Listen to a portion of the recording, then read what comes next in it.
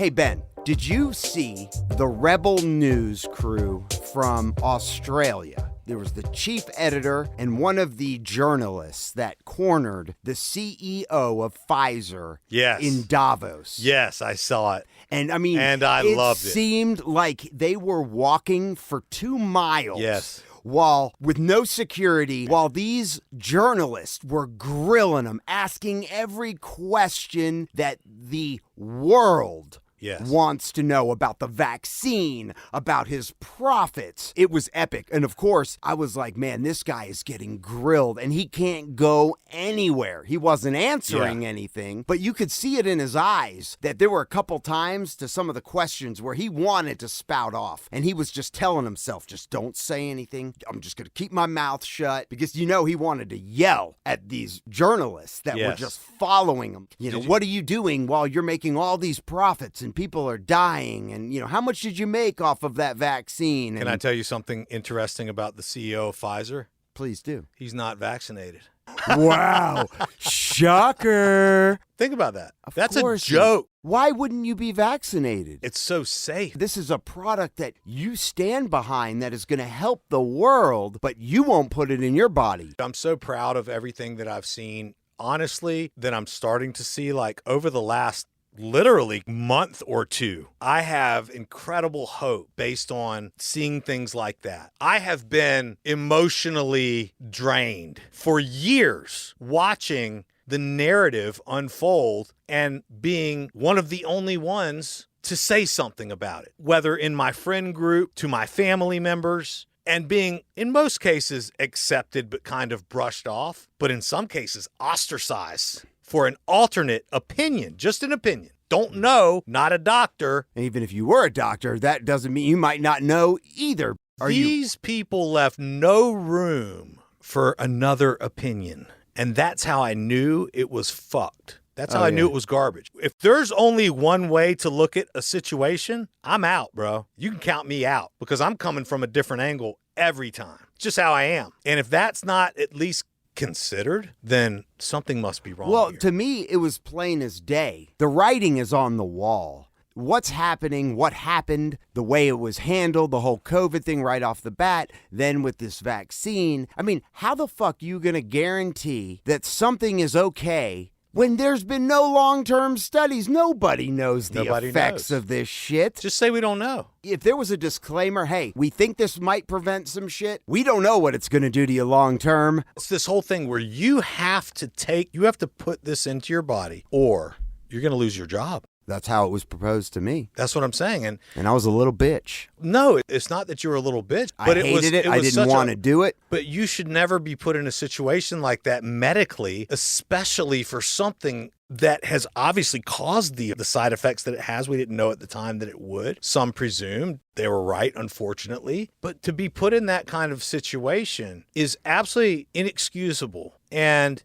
would that be a form of genocide? What I call it authoritarianism, meaning there are consequences to not abiding the authority. And all of a sudden we saw who the medical authority was. Fauci. And who this authority was, and this authority, and this authority. And all of a sudden we were surrounded by this information. But it was information that even Fauci himself had contradicted on the news, behind a podium, so many times. Wear a mask. Don't wear a mask. Wear a mask. Wear 2 masks. Then he's not wearing a mask. These people that knew what was going on, they're riding a tiger, bro. Everybody expects them to say, oh, yeah, we were wrong. Sorry. It's not that simple. When you're riding a tiger, you can't get off, because if you do, the motherfucker will eat you. And the tiger might eat you anyways. But if you get off, it's certainly going to eat you right now. And that's the situation that these people, in my opinion, find themselves in. People are not stupid. Because they didn't possess the eye of the tiger. That's right, dude. That's right. Dun, dun, dun. And so much damage is already done. Oh, my God. And so much damage has yet to unfold, I fear. And so I love people like Rebel News and others out there. There's a lot of great news agencies that are doing what's called true journalism and not just folding or working with a narrative and only something within that narrative. They're coming from a different perspective, and they're going after answers, whether they get them or not. Whatever the answer may be. That's how I like to look at it. Hey, tell me the answer. I like this guerrilla journalism that they were doing. Love it. Yeah, it was great. It. Because for so long, bro, it was like communism, bro. It was like CNN, HLN, Fox News was trying to bring the contrarian. But still, I don't trust Fox News any fucking more than CNN. They're all run by a politically motivated, this is what we're going to air. This is the spin that we are looking for to put out to our audiences and to the world. And that's what they go for. It's like CNN wouldn't do anything pro-Trump. And I'm just using Trump as an example, not saying I support what Trump he did. broke the system, bro. He broke it. I know. He broke the whole thing. The owners of CNN, the higher-ups, were like, we want nothing pro-Trump on this network. Right. Everything is going to be against that narrative of him. And you could see it plain as day, not saying that Trump didn't give them plenty. Of shit. Oh, the guy's a complete nightmare. Yeah, he gave them plenty of weapons to come at him with. I mean, it was like, and I get part of him was just to entice that. I think he got off by doing that, but we'll get off that subject. Guys from Rebel News. It feels good. From my brother's country of Australia. I love it. And when we were talking to your brother about that whole thing, it was interesting what happened in Australia. Nothing could be more authoritarian than a zero COVID policy. Yep, but as my brother stated, they were there for it. The people voted for it. I mean, they agreed to it, just like having their guns taken away. It's so crazy Ben has to whisper about it. When I start whispering, that means that's how you know it's wild. That's how you know it's wild. It's crazy. So check this out, and I brought this up to you off mic. Did you know that there is a doomsday clock that has been kept since 1947? I didn't know that, no. So the Bulletin of the Atomic Scientists started this atomic doomsday clock in 1947, estimating how close the world is to ending by stating starkly how many minutes to midnight remain on the signature doomsday clock. Dang. So as the hand gets closer to midnight, the closer we are to the end of the world. Wow. And after Biden... And it resets every day? No, it stays. Wow. And after Biden agreed that we were sending tanks to the Ukraine. Yes. The Bulletin of the Atomic Scientists moved the clock 90 seconds to midnight. Wow. Which means we are closer to the end of the world, this group is predicting, than ever before. Like this move by Biden in the United States by agreeing to give the Ukraine tanks to combat Russia, invaders of their country. I guess they are assuming that this is going to set Russia off and Putin into making some extreme choices with their weapons, which might instigate World War III, which could be an event that leads us to the end of the world. Could potentially. That's really interesting. I didn't know about that. We are 90 seconds till midnight. I have to say, though, with regard to nuclear, it's a really interesting conversation because nuclear is thought to be this kind of it's over for everybody. Like as soon as one hits, then everybody's getting hit. And no, it's not quite like that. But well, it's interesting that the United States is the only country in history to drop a nuclear bomb or two in a wartime and kill people with it. Other nuclear bombs have been tests. We're the only ones to ever nuke anybody, and that was Japan. It's a really interesting issue. This whole thing with Russia and Ukraine, I think the best we can hope for is that they come to some sort of an agreement and not drag the whole world into this. I guess it's thought of as, okay, if Russia attacks NATO and then you've got one of the NATO countries in that alliance, Sweden, Finland, what is the other country that's near Ukraine? Poland. Then NATO's going to have to. The whole purpose of NATO was to align these countries to protect. You're a part of this alliance. You mess with one, you mess with all. Right. NATO can't just take it up the ass. That's going to send a real shit signal as to why any country would be a part of NATO in the first place. So they are going to have to react to something extreme if it happens. They can't just be like, oh, okay, you got us. We're going to just overlook that one. I think at a certain point, terms are going to be given. And, I think it's going to be between Putin and really the rest of the world. And I think he's going to have to make a decision. Everybody has their own plight. You know what I mean? But at the end of the day, you can't just burn your world down, but that doesn't give you the right to burn everybody's world down. You're going to make whatever decisions that you make, but that doesn't give you the right to destroy life as we know it for the rest of us. No. It doesn't matter who you are. Right. You know what I mean? It doesn't matter who you are. And when you go popping off a nuclear missile, that's the signal you're sending. You know what I'm saying? We're not talking about Russian people here. Russian people are the ones who are going to die. The people are the ones who are going to die. All these dictators are going to go to underground bunkers to try to run what's left of their crappy ass, area. Or whatever, Yeah. It's just so weird. I would hope that we would wipe the floor with Russia. Oh, we would. When it comes down to it. We would. I mean, seeing how their military is handling Ukraine, they can't even beat one little country. It's like us going over to Vietnam. Where the United States excels beyond any other thing on the planet. Country, alliance, name it. We excel beyond it exponentially is weapons technology, defense technology, weapons systems.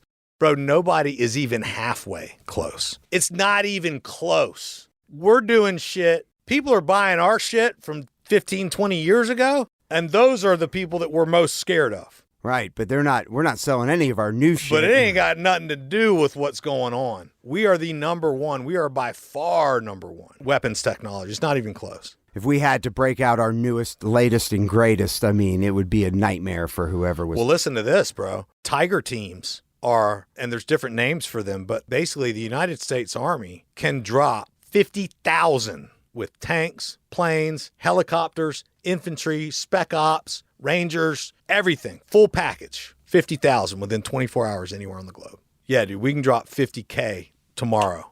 Anywhere. Backyard. Wherever you want. Anywhere. Full package. Full thing. All the fucking weapons. Everything. All the novelties. Everything.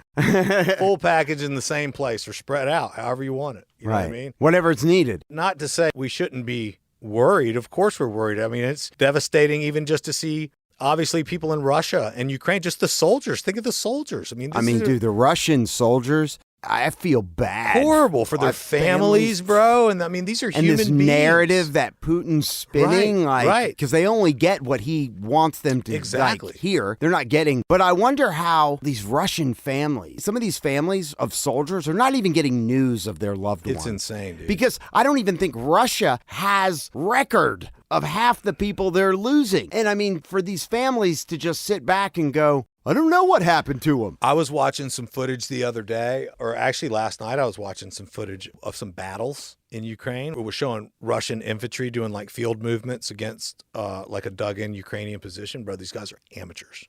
They're walking out in full open, just running at embankment. It almost seems like how the Civil War was fought, where on the battlefield where they're all just marching towards each other while the people are just shooting at the front line. Yeah, dude. You've got the Ukrainians, they're in their territory. So they know where all the holes are. They know where all the sniper positions are. They know where everything is. They're in their own territory. Russia's got numbers. I think Russia's lost 150,000 or so thus far. But I heard a statistic, and I trust the source. They said that Russia has never entered a conflict without losing at least 500,000 troops. God. So when you look at the 150,000 number, it's big. But when you know that statistic, they could still have a long way to go. They're willing to sacrifice another 350. Dude, they're willing to put them on the field.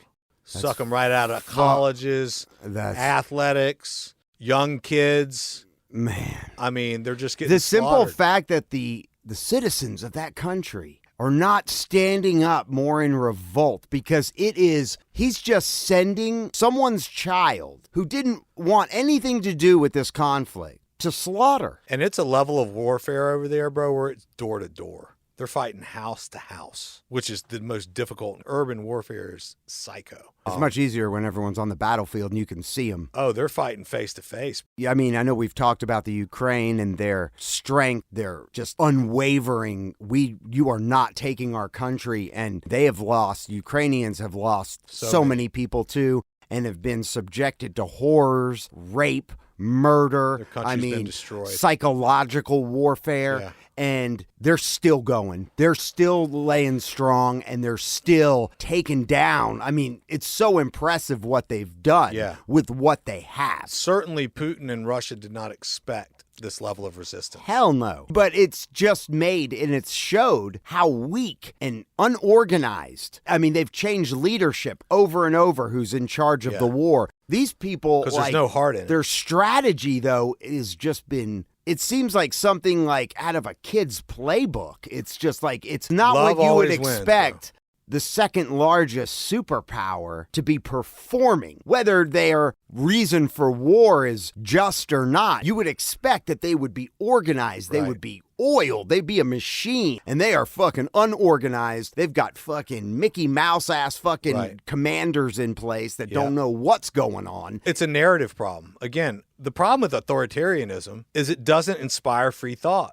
People are very creative and smart when you allow them to think freely. They can come up with battle strategies and plans. In Spec Ops, plenty of people have seen it in the movies, but one of the things that Spec Ops does is they have teams of 5, okay, in the Army, the Green Berets. Mm-hmm. And when they have a mission come down, bro, the team that is selected to go on the mission is briefed, and then they're left in the room until they come up with a battle plan. And there's food in the room, there's drinks in the room, everything's in the room. But they leave it to the people that are going to run the mission to come up with a series of battle plans to brief the commander on, who just briefed them on the mission they're about to go on. It's a different situation if you had the commander come and say, here's the mission and here's how you're going to execute on it. You see what I'm saying? Well, and it's also a different type of when you're like, I don't understand, and not all the time, even with the U.S. military, and you've raised questions that you kind of, you're like, I'm not really understanding what we're doing here, but. And I was a part of the authoritarian side, the big army. Where you got freedom was in Spec Ops. You know what I mean? But still, I feel like, okay, but you have pledged your loyalty to the military. Your life. You have.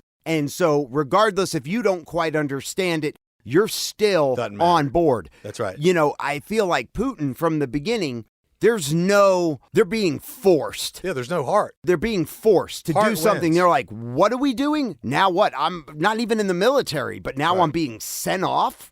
Do you think you're going to have my dying loyalty to this cause? Right. Probably not. I mean, you don't want to get killed by your own country nor the enemy. Which you will if you refuse to go. We'll just shoot you right here. Or you can go take your chances in Ukraine. What's your choice? These aren't people that signed up for this. That's a different mentality when you're saying, hey. And I don't know if they're at that level yet. Well, they just rounded up 300,000 more troops. Yeah, so. Which were just picked from somewhere. Like a draft. They weren't in the military. Well, like, for example, in Vietnam, the draft, you know, if you didn't go, then I think you'd be arrested and thrown in jail. Well, I mean, Muhammad Ali avoided the draft. Mm-hmm. He went for religious purposes. Right. But I mean, if you just flat out said, no, I'm not going, I think they would throw you in jail. But Muhammad Ali lost his career. Right, but didn't go because he was like, why? He stood up because he said, why the fuck? I'm not going to fight someone that is not my enemy. Yeah, I don't know who these people are. I'm not. There is a celebrity right there that stood up and said, fuck you. You're not sending me to go try to kill these people. Exactly. I got nothing against them. That's right. And a lot of people would say that they were trying to get him killed. A lot of people would say that. Muhammad Ali? Right. I mean, if you really valued him as a national treasure, if you really valued him for everything that he is and that he was, why would you even ask him to go?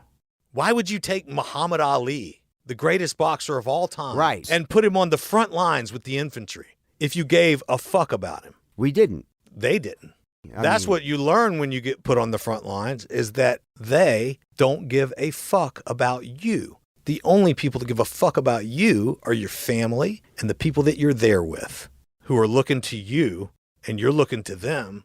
But you learn. Well, right, because to the government and the people sending you there, you are a potential casualty of war. 100%. You're expendable. You're in those odds. Maybe you'll get out. maybe you won't. The odds are with you that you get out as an American soldier. It's probably not going to die. Maybe. But if you do, we'll give you a military funeral. Yeah, I mean, and it's so necessary. It's just a shame, dude. We talk about as it pertains. I always go back to this just like sickness of humanity when I think about war and I talk about war, because it really just is, man. It is a stain on humanity. It is. I get it. That's unfortunate that it is. Hey, if you have any thoughts you want to share, join the show. Hit us up at 770-744-5227. We are on WhatsApp. You can use your regular phone. Doesn't matter. You can join the show also by hitting us up, ManFUzed.com, and check out our ManFUzed Gear. It is up on our site and various other places. It's purty. It is, man. It's purty, that man. Go skiing, Ben. We're going to get up with you next week with some tales from the mountain. No fruit booting over here, bro. I'm riding a board. No fruit booting. No fruit booter here. We'll get more on that definition later. We're going to drop in. Peace.